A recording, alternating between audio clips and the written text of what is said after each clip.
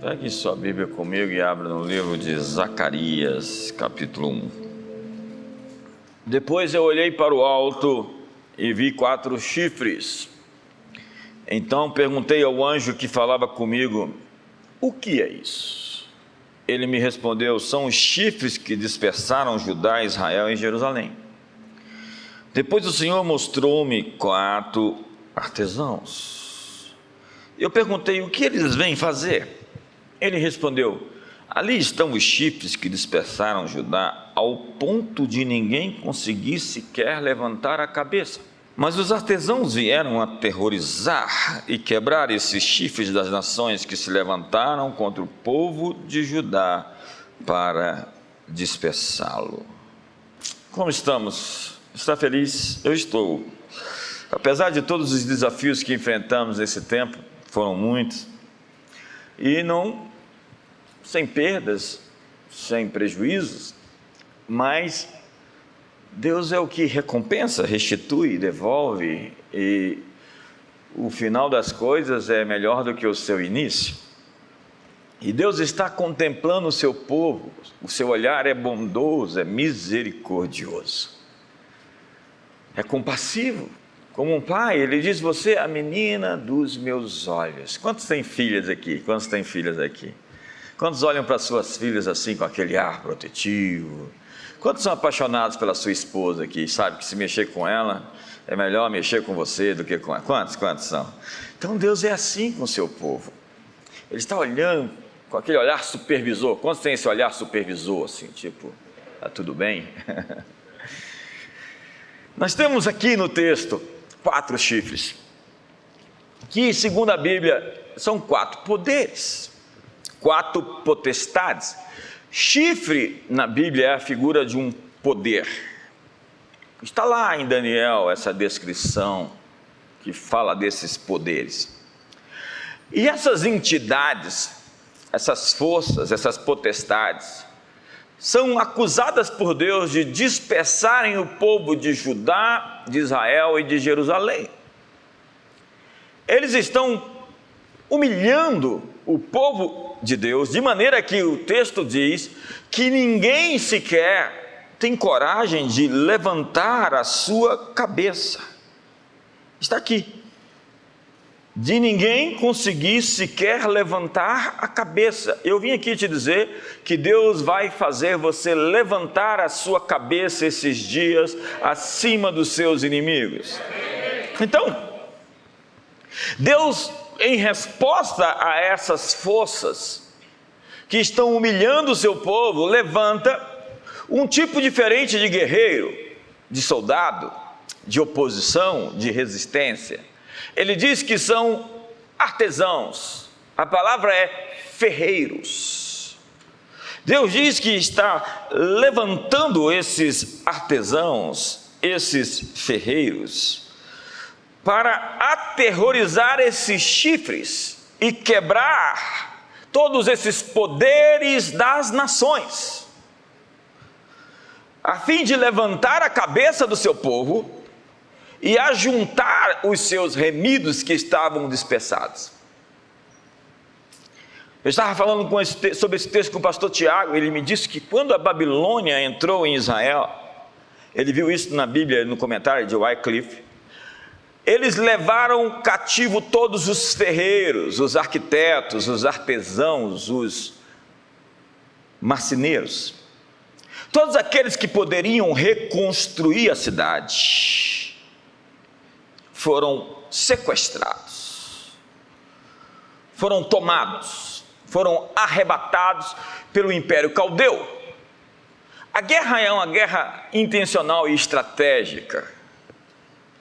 E esses elementos dentro da cidade de Jerusalém poderiam fazer voltar aquilo que era antes. Então, artesãos, artistas, ferreiros, arquitetos, desenham e definem a natureza do mundo. Eu tenho uma mensagem sobre ferreiros, carteiros e porteiros. Os carteiros são aqueles arautos, porta-vozes, mensageiros. São os querigmas, querigmatosh, os proclamadores. Aqueles que chegam, eles anunciam, eles proclamam. Não é algo do tipo, por favor, é assim que vai ser. Os porteiros, é tipo aquele personagem do Avengers, que fica lá em Masdar, a região, você que conhece, do Thor, Asgard. Você viu aquele sujeito, um homem negro com cabelo comprido, com olho azul, uma aparência angelical que guarda a entrada? Ele é tipo esse personagem, um porteiro. Ele entra, ele permite que entre ou que saia. Existem porteiros hoje na economia, existem porteiros onde nasce a cultura, existem porteiros no monte da igreja, e eles são perigosos. Eles têm uma força extraordinária. Existem porteiros hoje na política, existem porteiros hoje na arte, no entretenimento e na mídia, mas essa não é a minha mensagem. É daqui a algumas semanas, talvez semana que vem. A minha mensagem hoje é sobre os ferreiros. Conforme o texto que eu acabei de ler, que mostra que Deus vai dar a resposta àqueles poderes que estão dispersando o seu povo e humilhando, mediante esses artesãos. Essas pessoas que são capazes de dobrar metais, e nessa perspectiva eles dobram a realidade, eles dobram as circunstâncias, eles são artesãos de uma outra realidade. Como diz, não é a minha palavra fogo e martelo que esmiuça a penha. Os ferreiros usam a palavra de Deus para, com fogo e martelo, entortar metais e produzir espadas. A Bíblia diz que o povo foi dominado pelos filisteus, porque eles viviam a era do ferro. Os filisteus estavam na era do ferro, enquanto os hebreus estavam na era do bronze. E eles tinham um armamento superior de ferro, que os fez dominar por todos ao seu redor. O Império Romano era chamado de um império de ferro, porque onde eles chegavam, eles atropelavam tudo com as suas legiões.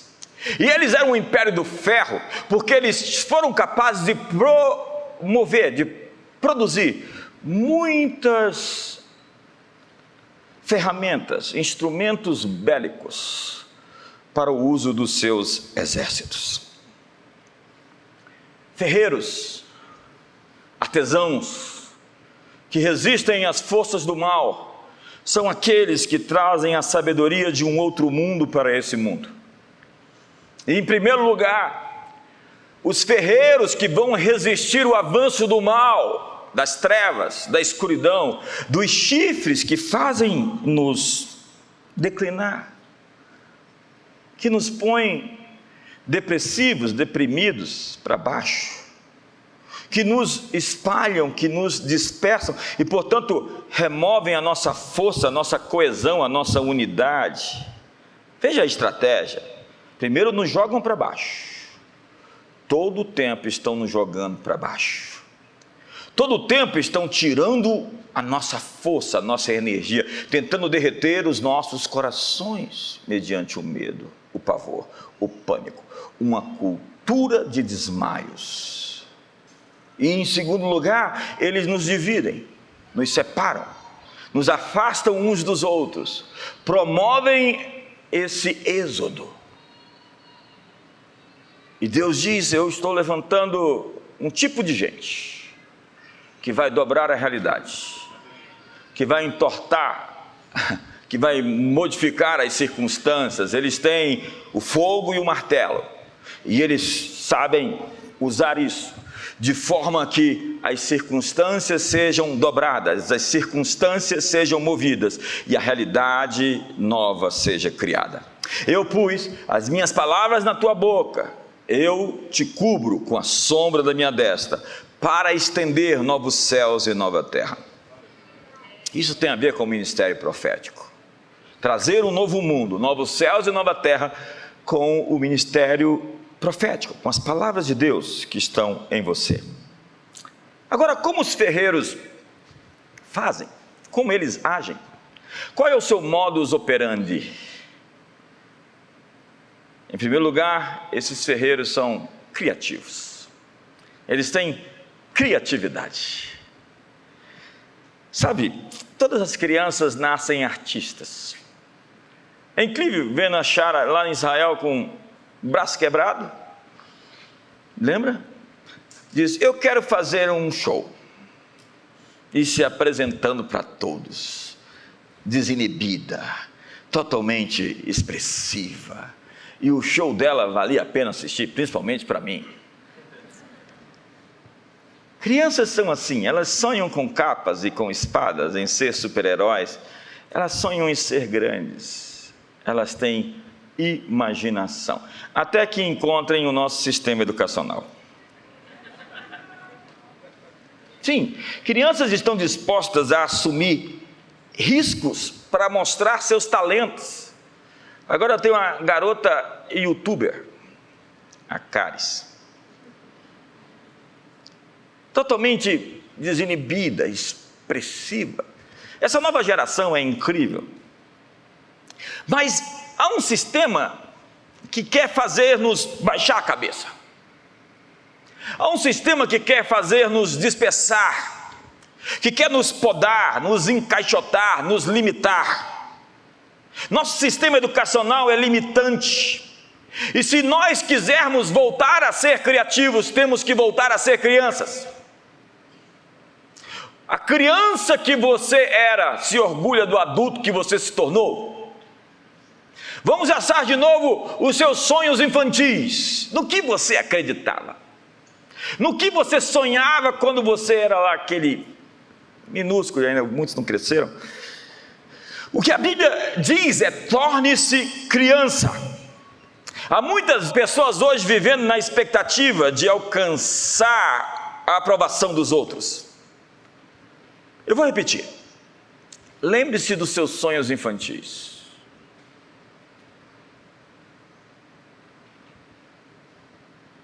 O mundo ao nosso redor anseia que sejamos autênticos.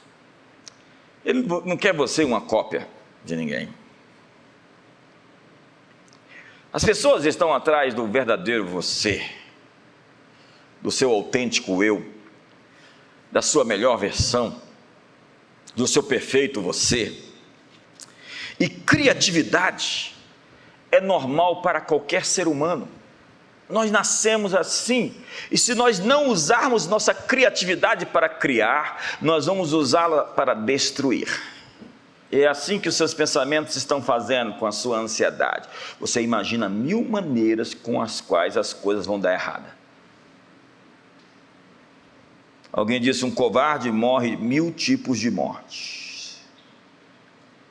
E você já imaginou que 99% de todas as coisas que você imaginou que iam acontecer durante esse período da pandemia não aconteceu? E que você só gastou seus neurônios, a sua saúde, a sua força, a sua energia em medos infundados, em preocupações que não se concretizaram. Criatividade é a nossa normalidade. Mas nós devemos usar essa imaginação, e a imaginação é a imagem do pensamento. A imaginação é o quê? Imagem do pensamento. Então você tem uma imagem no seu pensamento quando você sonha. E se você acumular todos esses pensamentos, inevitavelmente você vai ter uma produção. Você é o arquiteto, você é o produtor, é o diretor, é o ator, enfim, até o coadjuvante de tudo, o figurino, você faz parte do figurino, de tudo aquilo que você montou como desenho.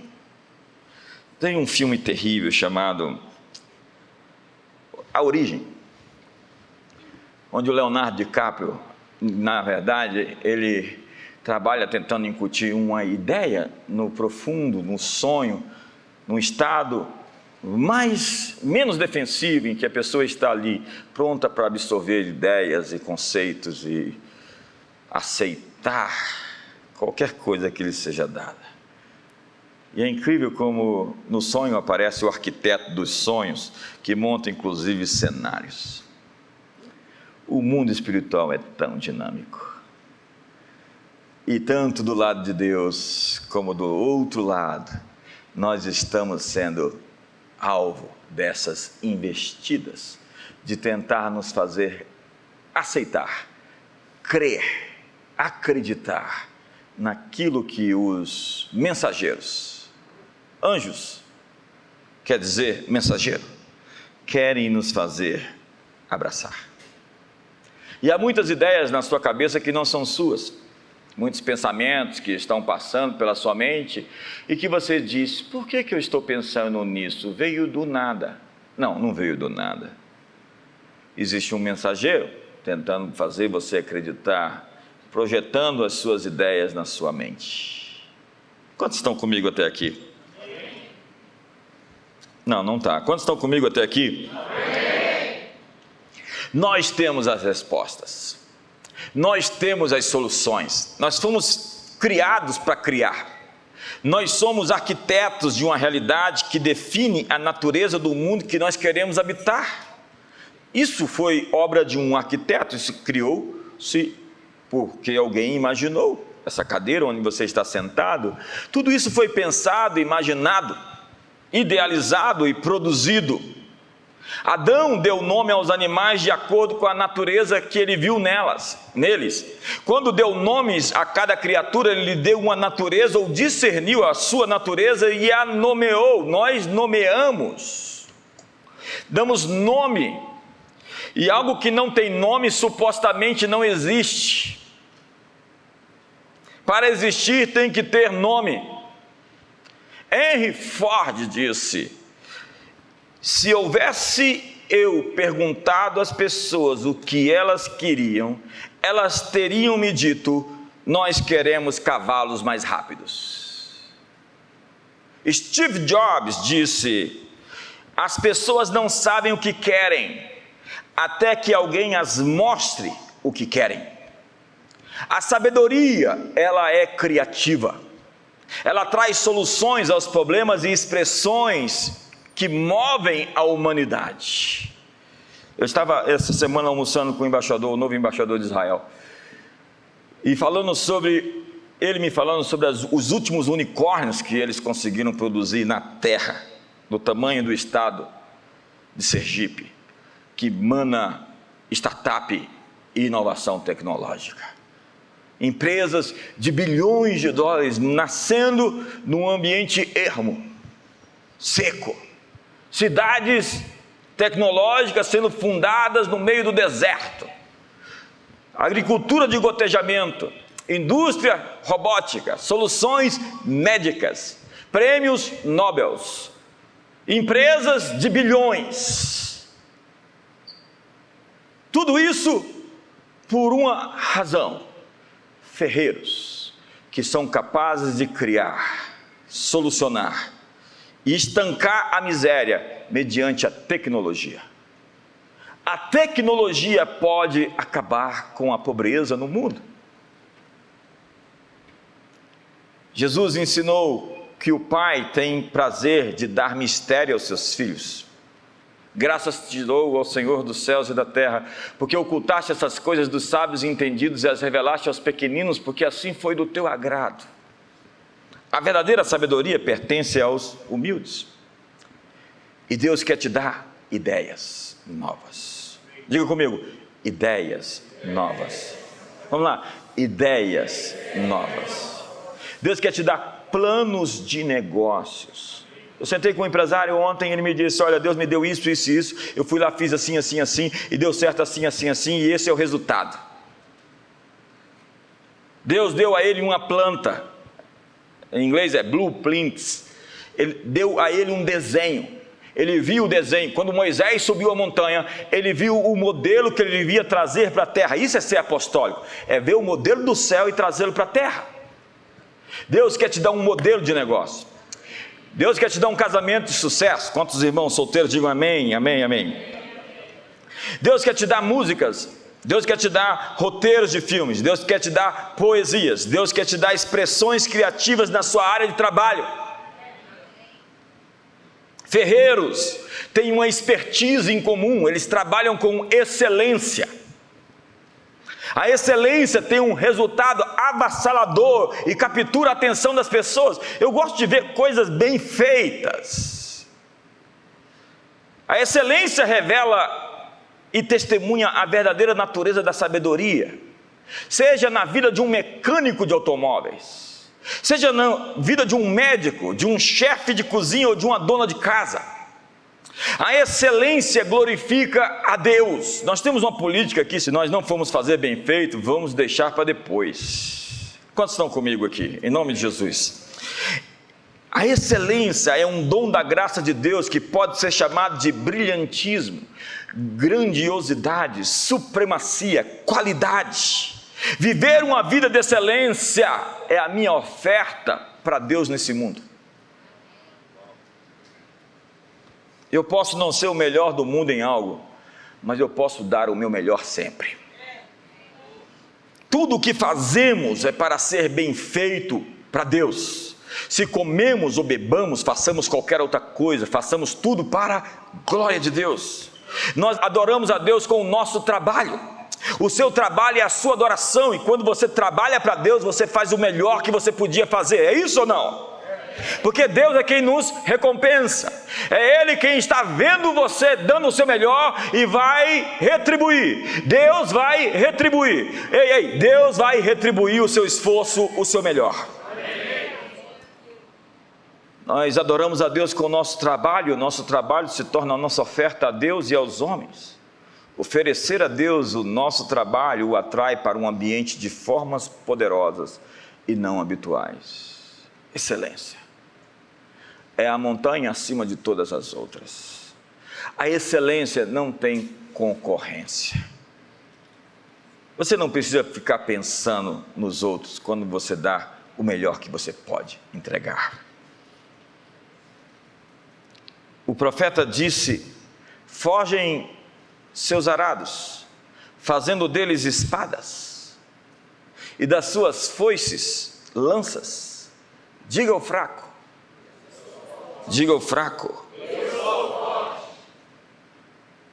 eu estou dizendo a você que Deus está liberando criatividade e excelência, para que você tenha ferramentas para criar o seu futuro e movimentar o seu destino. Deus usa nossas ferramentas de trabalho para se tornar armas de batalha. Arados, espadas, foices, lanças. Porque a excelência cria um efeito poderoso. Nosso trabalho feito para Deus é um trabalho santificado. Nosso trabalho santificado destrói os chifres, as potestades, os poderes do inimigo. Os artífices, os artesãos, os ferreiros, eles derrubam os poderes das trevas e glorificam o Pai Celestial quando eles trabalham com excelência.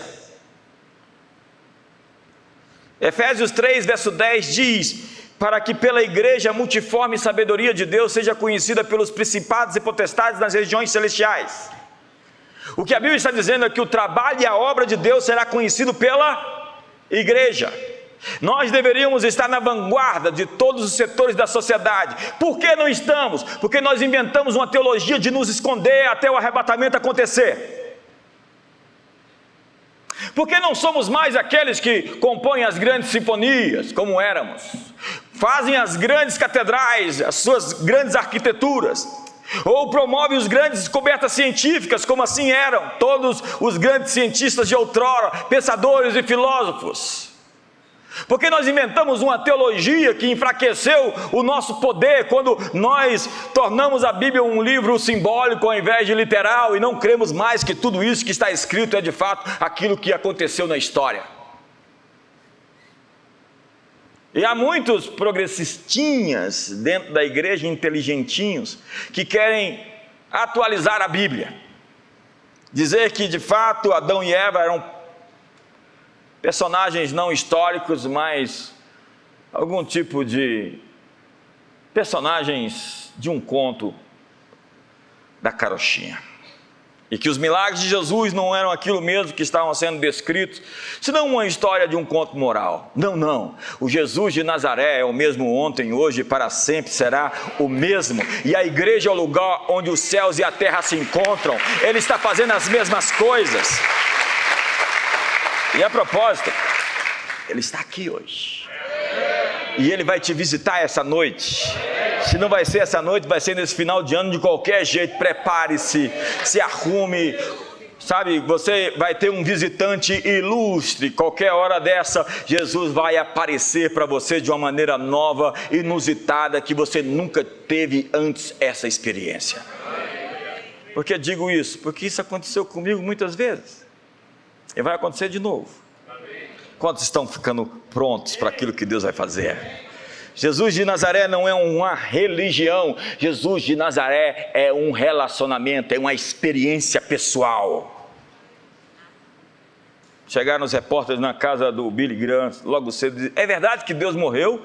Ele respondeu: você está brincando, eu falei com ele agora. Então a Bíblia fala sobre essa multiforme sabedoria de Deus, essa multicolorida sabedoria de Deus, e Jesus disse que a sabedoria é demonstrada pelos seus resultados. Não me diga que você é sábio se você não tem frutos, se o que você sabe não se transforma em produto, em bem, em empresa, em negócio, em relacionamentos de sucesso, em livros, em composições, em música, em alguma coisa que vai beneficiar pessoas à sua volta. A sabedoria é demonstrada pelos seus frutos. Quem diz que tem sabedoria tem resultados, ou se não, só tem conhecimento concentrado, um desperdício, um cabeção, um filósofo, um sujeito que simplesmente sabe das coisas, mas não consegue aplicá-la ao dia a dia. Conhecimento estúpido, desnecessário, obsoleto, que vive aí filosofando e jogando ideias para o ar, sabe das soluções de todas as coisas, mas nunca conseguiu aplicar o que sabe à sua própria vida. Quantos conhecem alguém assim? Não levanta a mão.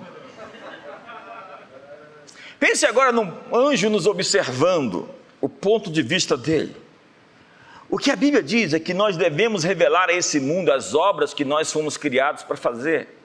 Efésios 2, verso 10 diz: pois fomos feitura dele, criados em Cristo Jesus para as boas obras que de antemão ele preparou para nós. Nós deveríamos ter as soluções para o mundo, as chaves para abrir as portas. Nós deveríamos resolver os problemas emocionais das pessoas, nós deveríamos curá-las. E mais que isso, nós deveríamos criar ecossistemas de sucesso ao nosso redor. As pessoas deveriam ser abençoadas por nós existirmos na vida delas.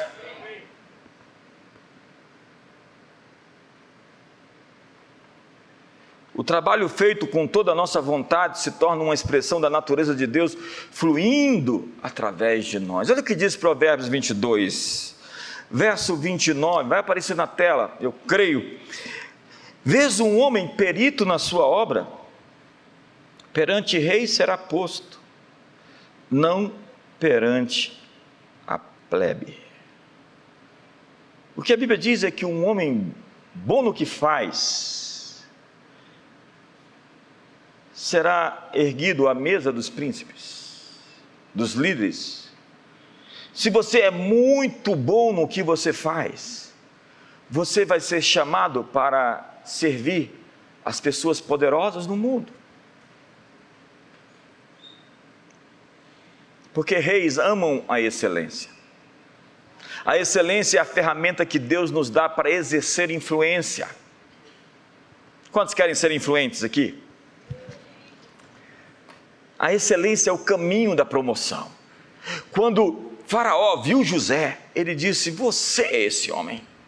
Quando Nabucodonosor olhou para Daniel e falou: você é esse cara que eu preciso.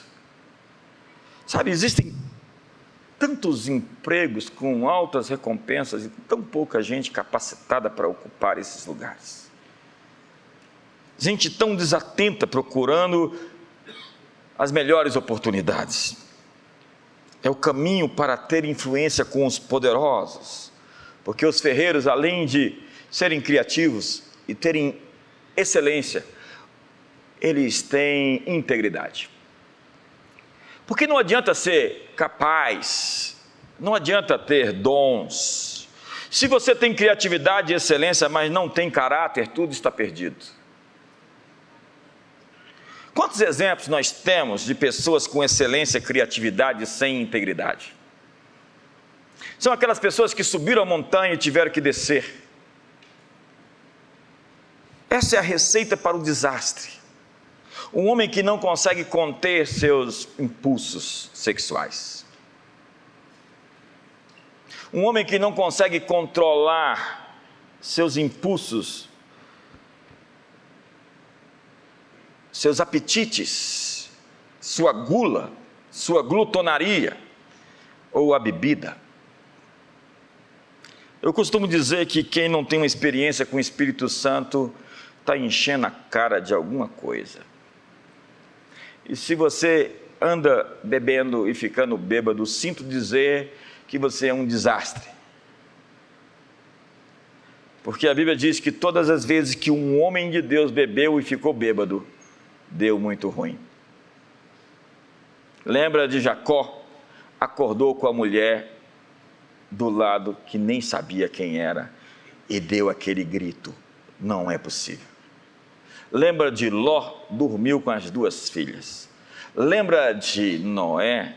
Estava sem roupa dentro da tenda. E quem bebe parece que por muitas vezes enfraquece a sua força moral e permite coisas que não permitiria em estado são. Obviamente que eu estou dizendo a você sobre embriaguez e que você tem a liberdade de beber o seu copo de vinho se conseguir controlá-lo. Se não, nem se aproxime de uma gota. Então, vocês estão comigo aqui em casa? E Provérbios continua no capítulo 23, no verso 1, diz assim: quando te assentares a comer com um governador, olha só, o texto é o contexto. Um homem perito na sua obra será posto perante reis. E se quando te assentares a comer com um governador, atenta bem para aquele que está diante de ti, e mete uma faca à tua garganta, se és homem. Não cobices os seus delicados manjares, porque são comidas enganadoras. Você sabe quando você está diante de uma autoridade, ou diante de uma oportunidade, se você mostrar avidez para querer chegar logo, você vai perder tudo que você construiu. Eu estava conversando com esse empresário ontem, ele disse, o sujeito me disse quanto que eu queria, eu falei para ele lá embaixo, joguei lá no chão, porque eu queria o coração dele e não o dinheiro dele. E ele me deu o que eu queria e eu ganhei mais do que isso, ganhei o coração dele. Porque tem gente que quer aproveitar aquela oportunidade como se fosse a última. Tem gente que entra na churrascaria e diz assim, hoje eles vão se arrepender de ter me deixado entrar aqui. Você sabe aquele sujeito que faz aquela refeição como se fosse a última refeição da vida? Então você senta na mesa dos príncipes, e a Bíblia diz que se você tem muita fome, enfia a faca no seu pescoço, tenha modos. Pessoas ávidas, ávaras, gananciosas, têm sucesso a curto prazo. Mais importante do que oportunidades das pessoas, você tem que ter as pessoas. E não são as pessoas para um momento, são as pessoas para a vida inteira. Aí chega o sujeito e diz, me dá aí um dinheiro, e o cara diz, não tenho dinheiro para te dar, me dá um cigarro, não tenho, não fumo, me dá então, o que é isso aí no seu bolso? É um colírio, então pinga uma gota no meu olho. Quer arrancar alguma coisa a qualquer custo de alguém, quer se aproveitar, a lei do jeitinho de ganhar, de tirar vantagem, essa política do malandro que sempre dá ruim demais, e os malandros sempre ficam perdendo, porque malandro demais. Você vê, o Walt Disney vem ao Brasil e quando vai pintar a figura do carioca, pinta o Zé Carioca. Aquilo é uma ofensa. E os nossos heróis é o Macunaíma, que se transforma em tudo e em todos. A excelência te põe assentado na mesa dos príncipes. O criativo e excelente se senta para comer com os reis. Mas nesse ambiente cercado de tentações, você não pode ter grande fome. Encoste a faca em sua garganta se for um homem de grande apetite. Não seja distraído para as riquezas do rei. Elias disse para Eliseu: você quer a minha porção dobrada? Se você não tirar os olhos de mim, você vai tê-la. A propósito, você vai ter muitas distrações, muitas pirotecnias. Não perca de mente o alvo, o objetivo. Não troque seu lugar de influência por um prato de lentilhas, por uma refeição, ou por alguns minutos de um caso, algumas semanas, alguns meses, e depois a conta chega. A propósito, a conta sempre chega. Quantos estão me entendendo aqui? Não troque a oportunidade de influenciar pessoas. Sabe, eu transito e converso com muita gente de todo tipo. E o que eu quero é o bem da cidade, é o bem do Brasil, a despeito do meu bem próprio, do meu bem pessoal. E quando você consegue ter uma agenda maior do que os seus instintos e os seus apetites, você consegue realmente exercer influência no mundo. Quantos pegam essa chave aqui, em nome de Jesus? A posição que ganho pela excelência só pode ser mantida pela integridade. Por integridade, entenda, ser feito de uma peça só. É isso que quer dizer a palavra íntegro, ser inteiro. Você tem que ser inteiro na igreja onde você está. Você tem que ser inteiro no casamento onde você está e permanecer. Você tem que ser inteiro naquilo que você faz. Porque se você não é inteiro naquilo, você não é íntegro. Quantos estão comigo? A sabedoria, ela é relacional. Então diz a Bíblia que Salomão foi visitado por Deus. Quando ele fez um grande sacrifício. Ele pegou muitos rebanhos e sacrificou para Deus. E à noite diz a Bíblia que Deus apareceu para ele. E Deus lhe disse: eu tenho um cheque assinado, preenche o que você quer. Quantos querem um cheque como esse? Deus me livre de dar cheque assim para todo mundo. E Salomão diz: o que eu quero é ouvidos para ouvir. A palavra é entendimento, que é a palavra chama, que significa ouvir. Salomão faz um pedido: eu quero ser um bom ouvinte. Ele pediu um coração para ouvir, porque quando você sabe e continua a ouvir, você tem direção para a vida inteira e não simplesmente para um pedido. Quando você sabe ouvir, a sabedoria é relacional, você não pode perder o contato, porque você tem mentoreamento contínuo, você tem uma instrução contínua. Você não faz que nem aquela história do sujeito que tinha uma galinha que produzia ovos de ouro e abriu-a para ver se ela era feita de ouro e perdeu a sua riqueza, porque ele queria explorar mais. E ele perdeu o relacionamento com aquilo e ficou empobrecido por causa da sua avidez, da sua ganância. Salomão pediu um coração para ouvir. E é isso que as igrejas da Ásia ouvem de Jesus. Quem tem ouvidos para ouvir, ouça.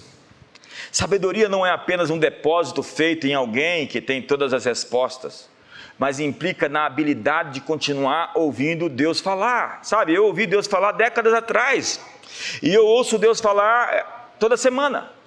E se eu parar de ouvir Deus falar, eu vou virar um estorvo. Ei, se eu não continuar me relacionando com Deus, eu serei um apóstata.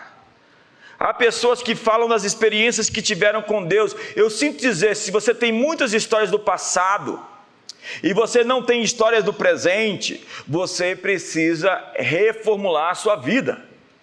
Outro dia uma pessoa chegou para mim toda saudosa e disse: nossa, aquele tempo era tão bom, não era? Eu falei: não. Como não? Aquele tempo era o melhor tempo. Eu falei: não era mesmo, aquele tempo era até ruim. Bom é agora e melhor é depois de agora. Quantos estão comigo aqui? Olhe para mim, Se você tem saudade de algum tempo da sua vida que não é hoje, eu sinto dizer que você tem que realinhar-se. Porque eu estou vivendo o melhor dos meus dias. Eu estou na minha maior sabedoria. Eu estou de bem comigo. Eu olho no espelho e gosto do que vejo, em todos os sentidos. O que eu estou dizendo para você é que eu estou me desenvolvendo, eu estou crescendo, eu estou subindo a montanha, eu estou em processo de glória em glória. Eu não tenho saudades do passado, eu estou com saudades do futuro. Porque o que existe lá na frente é muito mais promissor do que tudo aquilo que nós vivemos até agora. Me ajuda aí, faz alguma coisa, irmão.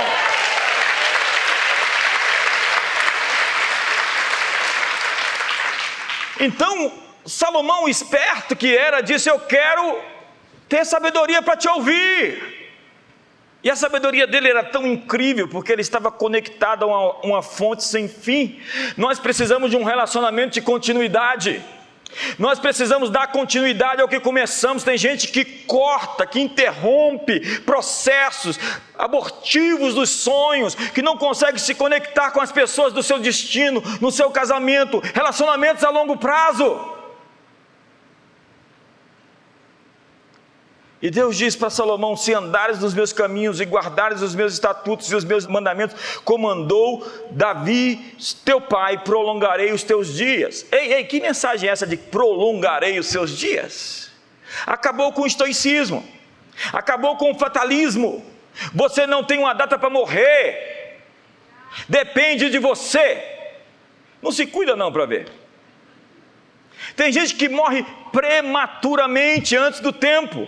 Deus diz: se você me obedecer e seguir meus caminhos, eu vou prolongar os seus dias. Quantos querem ter os seus dias prolongados? Só vocês, os outros não. Sabe, o que a Bíblia está dizendo é que a sabedoria vai prolongar os seus dias. Eu estou disposto a viver até 100 anos, vai ter tecnologia para isso. A Bíblia diz que aquele que morrer cedo vai morrer com 100. Fala assim: nossa, coitado dele, morreu tão cedo, tinha 102. Mas a Bíblia diz: mas buscai em primeiro lugar o meu reino e a sua justiça, e todas essas coisas vos serão acrescentadas. Quando você busca a realidade invisível, você vai manifestá-la no visível. Sabe, esses ferreiros, eles são capazes de moldar a realidade.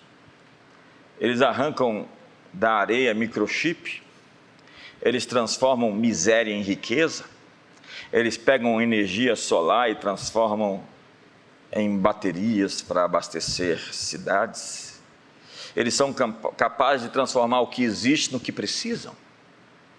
Ferreiros moldam a realidade. Salomão não pediu coisas materiais, mas somente a sabedoria de um reino invisível. Tudo que eu quero é continuar ouvindo Deus falar. Tudo que eu quero é um relacionamento com Ele. O reino de Deus tem um efeito profundo em tudo que é visível ao nosso redor. E a sua valorização ao invisível afetou toda a sua realidade visível. Salomão foi educado pelos seus pais. Betseba, tinha tudo para dar errado. Acabou o fatalismo. Começou errado, só pode dar errado. Não, começou tudo errado. E Deus pegou o pau torto que nasceu torto, desentortou e fez disso um grande reino. Qualquer coisa errada na sua vida, Deus está interferindo hoje para dar certo.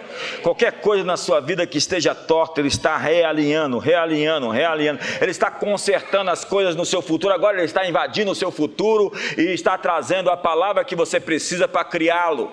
Você é um ferreiro para montar a realidade. Você está com um martelo. Você tem o fogo para entortar metais. Você tem o poder para criar uma nova realidade à sua volta. Você nasceu pobre, mas você não vai morrer pobre.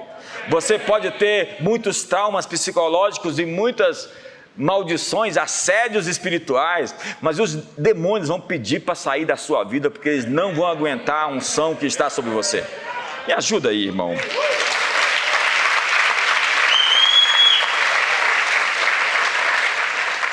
Sabe, eu vou terminar dizendo: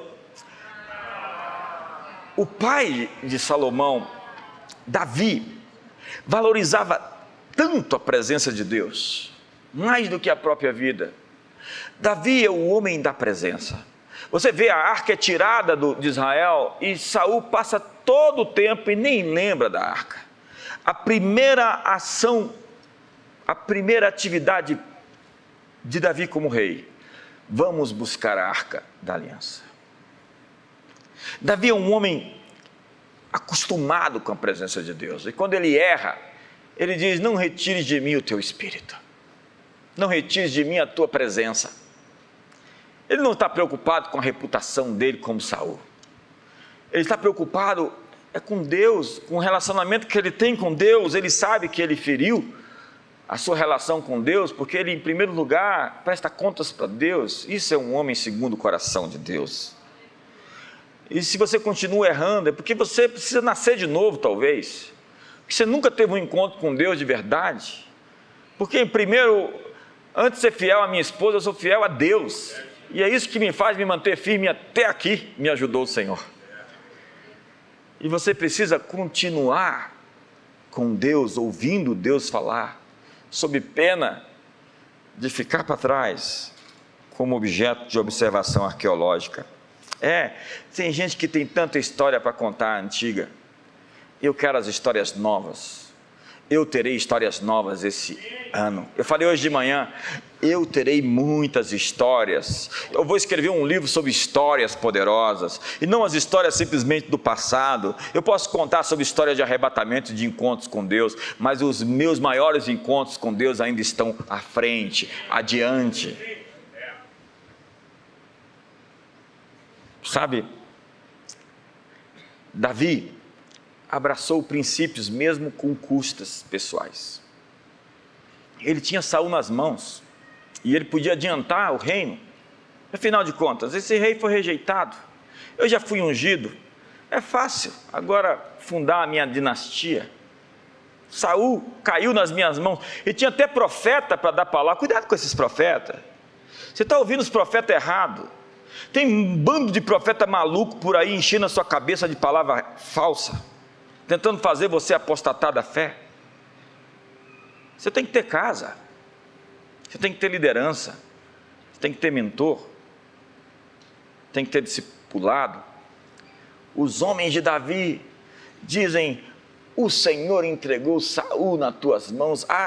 Foi o Senhor quem fez isso. E Davi olha para eles e fala: essa bola está totalmente fora, eu vou estender a mão sobre o ungido e vou adiantar o processo. É assim que eu vou terminar, do mesmo jeito como eu comecei. Se eu matar Saul, meu reino termina com sangue. Quantos estão comigo aqui? Ele tem um terreno gratuito, lá onde está hoje o que era chamado da Eira de Araúna, onde estava o templo e onde está a mesquita, o Domo da Rocha. E ele disse: eu não vou oferecer algo a Deus que não me custe. Davi não está querendo ser um bom vivante, um hedonista vivendo por prazer. Ele sabe o significado da palavra sacrifício, e eu só respeito pessoas que conhecem o significado disso. Maridos que sabem isso, esposas que sabem isso, filhos que sabem isso. Cristãos que dizem que servem a Deus, mas só servem o seu ventre, a sua vontade. E agora o sujeito sai de casa, abandona a família e diz: não, eu quero ser feliz. Você não pode ser feliz fazendo os outros infelizes. Quantos estão comigo? Então ele tem água para beber, como foi dito aqui pelo pastor Paulo, tirada do poço de Belém. E ele disse: eu não posso nem beber essa água, eu estou aqui morrendo de sede. Mas essa água poderia custar o sangue dos meus homens. Então ele pega a água que foi tirada do poço de Belém e derrama como libação ao Senhor. Imagine em quantas fogueiras e rodas a história de Davi foi contada. Um líder que exige sacrifício, mas que primeiro é o que sacrifica. Gente que pede para o pessoal pagar o preço e fica na bonança. Ninguém respeita líderes que não vão à frente. Foi o Nassim Taleb que escreveu Arriscando a Própria Pele. Nós estamos atrás de gente que sangra com a gente, para liderar com a gente. Nós estamos atrás de gente que vai até a última instância para fazer o Cordeiro receber a recompensa dos seus sacrifícios. Como diz o autor a Hebreus, vocês não resistiram ao pecado até o sangue. Vocês não foram até a última instância. Vocês estão enamorados do erro, porque é sob escolhas que o caráter é construído, e as suas decisões fazem você, e Deus te pede para tomar posições avançadas, quando você é fiel, com os valores do reino de Deus certinho, Ele vai te fazer o melhor empresário no seu ramo lá fora. Mas se você associa-se aos valores do mundo, para fazer business, negócio, não há diferença entre você e qualquer empresário lá. Deus quer empresários do reino. Deus quer homens e mulheres do reino. Deus quer pessoas que fazem política da maneira do reino, e não do conchavo, da propina e da negociação ilícita. Deus, por vezes, protege o mundo da nossa influência quando nós somos imaturos. Há muitos lugares que nós não chegamos ainda, você sabe por quê? Porque o nosso apetite é grande demais. Você sabe, eu tenho bastante tempo para chegar lá, mais uns 50 anos. Então eu não estou com pressa. Você sabe quando eu tinha pressa? Quando eu tinha 20 e poucos anos, e eu tinha muito mais para viver. E a idade é assim, a juventude é um problema que o tempo corrige.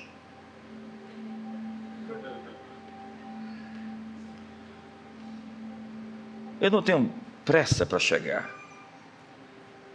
Como disse a Bíblia, eu vou no passo do gado, no passo das mulheres e dos animais. Porque não vale a pena chegar lá na linha de chegada e a sua mulher ficar para trás e as crianças serem perdidas. Nenhum sucesso na vida justifica-se pela perda da coisa mais importante que você tem, que é a sua família. Ferreiros moldam a realidade, mas começam fazendo isso dentro das suas próprias casas, porque a sua casa é o verdadeiro teste de caráter. Eu não sei quem você é, até que eu saiba o pai que você é, até que eu saiba o marido que você é, até que eu saiba o filho que você é, até que eu saiba o filho mais novo que você é, o irmão mais novo. A família continua sendo a escola do caráter, e diz Mike Murdock que ela tem todos os testes em miniatura que você vai enfrentar a vida inteira, e se você não for capaz de vencer aqueles pequenos testes, você não estará pronto para a vida lá fora. E o que você está enfrentando hoje, no mínimo, é o seu teste para o máximo. Você não é um grande cara até que você seja o cara dentro daquelas 4 paredes chamado sua casa. Fique de pé.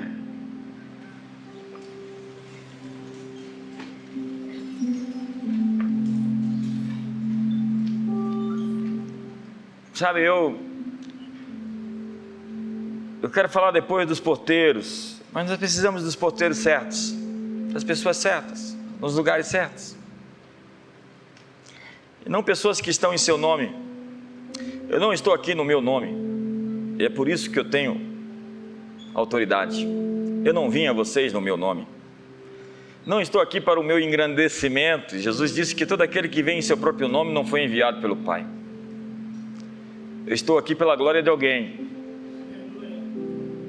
cuja essa igreja pertence a Ele. E a propósito, digo aos inimigos que Ele vai defendê-la, tá?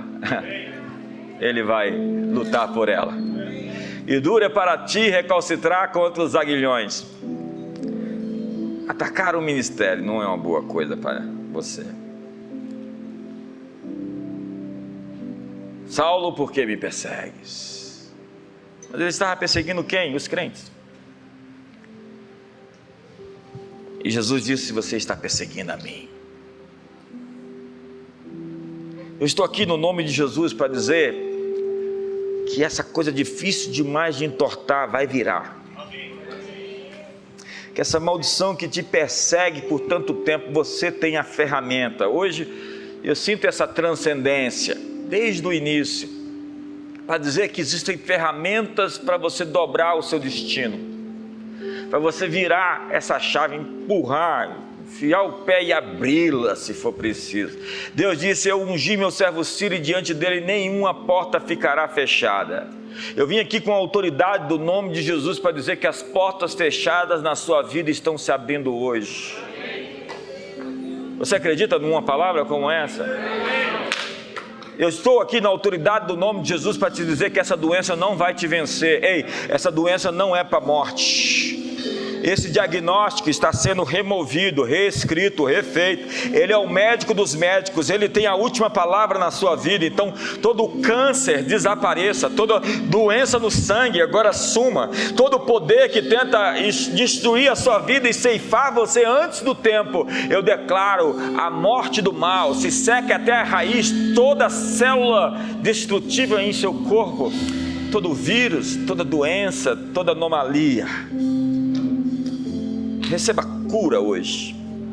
Mulheres que querem engravidar, receba hoje fertilidade. Receba fertilidade para gerar filhos, para ter. Você que me assiste na TV hoje, aí em sua casa, seja hoje fertilizada. Receba hoje o ambiente propício para ser mãe. Receba um útero fértil, um corpo saudável, para ser plenamente mãe, saudavelmente mãe, poderosamente mãe. E você, homem, que está lutando para manter a sua casa, para ser um provedor, você está lutando contra a miséria, e você parece que está entortando metais, e você não está conseguindo. Eu libero sobre você graça, e poder, e oportunidades, para ter o que você precisa, quando precisar e mais do que precisa. Uma nova estação de abundância está chegando, onde você vai lidar com as dívidas. Deus vai tirar você da escravidão da dívida. Ei, eu estou dizendo a todos vocês endividados essa noite, Deus está quebrando o cativeiro da dívida sobre você. Ele está liberando sobre você uma palavra de provisão. Eu sou o seu Pai que provê as suas necessidades. Segundo a minha riqueza em glória, eu vou sustentar você. Eu estou trazendo sobre você o trigo fino, o mel que brota da rocha, a provisão e novos pensamentos, novas ideias. Eu estou te visitando com uma nova unção, uma nova capa. Uma nova capa. Uma nova capa. Ferreiros têm como ferramenta em sua caixa de habilidades uma característica fundamental chamada humildade. E humildade não é desprezar sua força, é reconhecer seus limites. E humildade é mais que uma ferramenta, ela é um manto. É o que eu chamo de o ponto do quebrantamento. Um homem quebrantado não pode ser vencido pelo diabo. Onde está isso? Sujeitai-vos a Deus, resisti ao diabo, e ele fugirá de vós. Ao estar quebrantado diante de Deus, não tem demônio que te segure, não tem força nesse mundo que te resista. O seu quebrantamento perante Deus vai trazer a quebra das cadeias, vai romper os grilhões e vai te dar aceleração. Aceleração. Você vai andar mais rápido.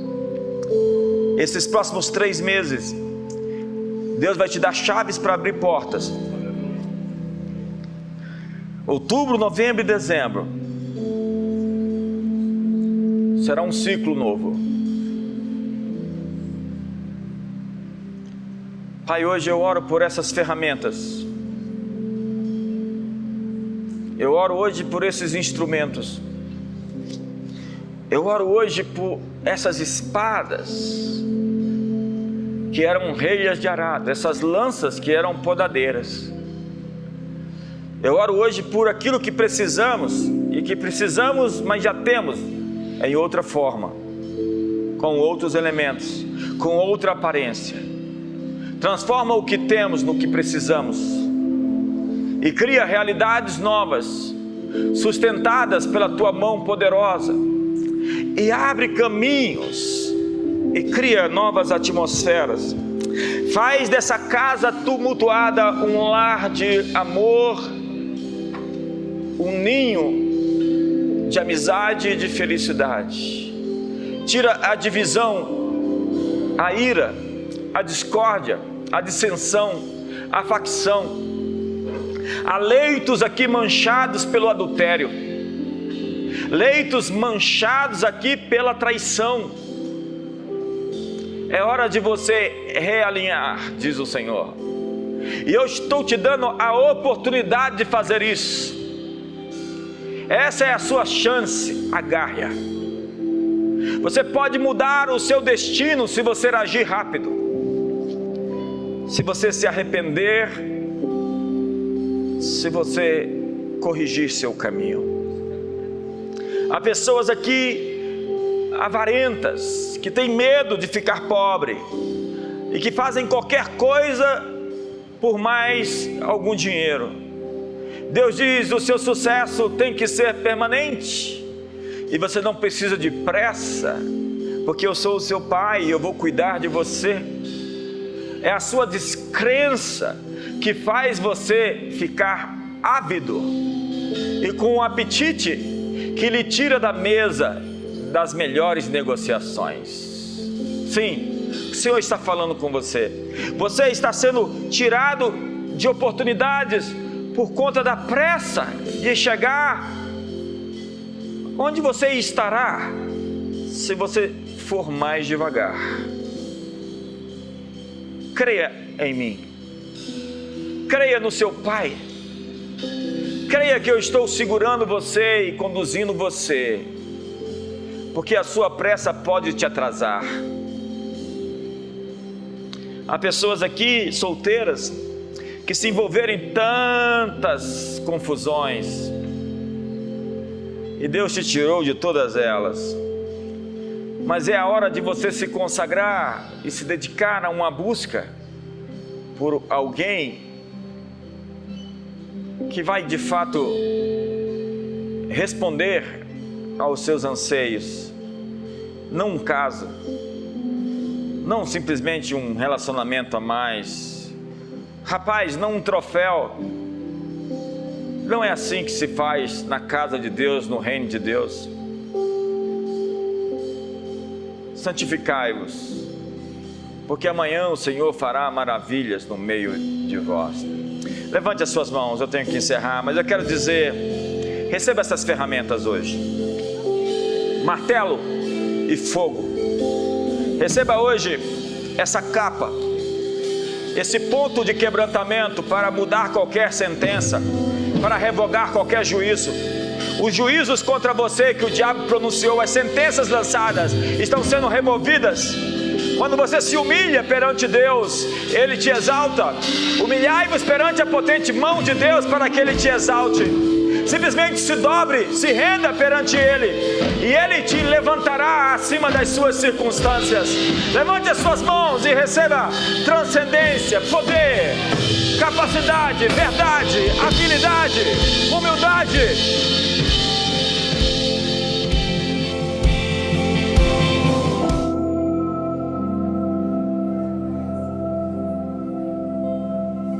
Eu sinto uma palavra rema, uma palavra profética para essa noite.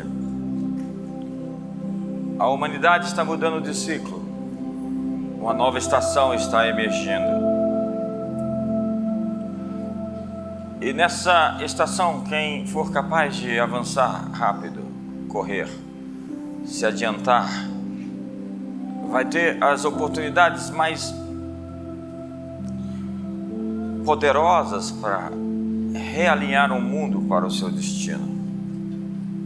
Muita coisa derreteu, os abalos foram muitos, e é hora de reedificar, reconstruir. E Deus está dando ferramentas a um povo cujo objetivo é ser fiel ao que lhe foi entregue. Gente que não está pensando no seu estômago, no seu apetite, no seu prazer, mas tem como objetivo servir a Deus, servir sua família, servir seu país, servir as nações. E eu vejo como que insígnias e autoridades sendo dadas aqui essa noite. Essa não foi uma mensagem explosiva, mas o resultado dela é explosivo, na forma de ações. E eu vejo muitos pegando aqui como que espadas, saindo daqui armados, com ferramentas novas, para formatar, modelar, moldar a realidade. Começando em suas casas, com essa capa de humildade, esse manto, esse quebrantamento. Todos nós queremos ver pessoas humildes em posição de sucesso. E Deus quer levantar pessoas com esse coração, que não estão pensando em si mesmos, mas estão pensando em algo mais, que tem essa transcendência, essa percepção e esse pedido: eu quero te ouvir. Digamos que Deus te diga hoje: eu tenho um cheque em branco para você. Qual é o seu pedido? Salomão disse: eu quero sabedoria, entendimento, para guiar esse povo. Deus lhe deu aquilo e tanto mais. Hoje, Deus está colocando anjos ao seu lado. Ele está estabelecendo uma estação de transcendência, de encontros quânticos e divinos, de experiências sobrenaturais, de batismos com o Espírito Santo, de batismos com fogo. Você será visitado por algo que vai derreter essa ideia cartesiana, esse pensamento formatado e toda essa estrutura que se montou sobre você, essas fortalezas e sofismas. Deus, com a sua permissão, está batendo na porta e dizendo: deixe-me entrar. Qual é a sua resposta? Alguns duvidam. Então teste-o, diga: se és tu, prova-me. E Ele vai te dar sonhos proféticos, visões, e encontros e oportunidades vão surgir. Você vai conhecer pessoas que serão pessoas para o seu destino. Ele vai conectar pessoas que vão desfazer nós e vão libertar você dessa estação para um novo tempo. E Ele está abrindo novos horizontes, novas fronteiras, novos limites, e te dando a oportunidade de mostrar para o que você veio, com o coração nele. Que você seja esse ferreiro que ergue a cabeça das pessoas, levanta, encoraja-as e que une e junta os dispersos. Que você seja esse ferreiro que molda a sua realidade a partir da sua própria realidade interior, do seu coração, da sua casa, da sua cidade, da sua nação. Pai, obrigado por essas sementes plantadas nesses corações e que elas frutifiquem a seu tempo. Que o amor de Deus e a graça de Jesus e a comunhão do Espírito Santo seja sobre a sua vida. Uma ótima semana, um ótimo mês a todos.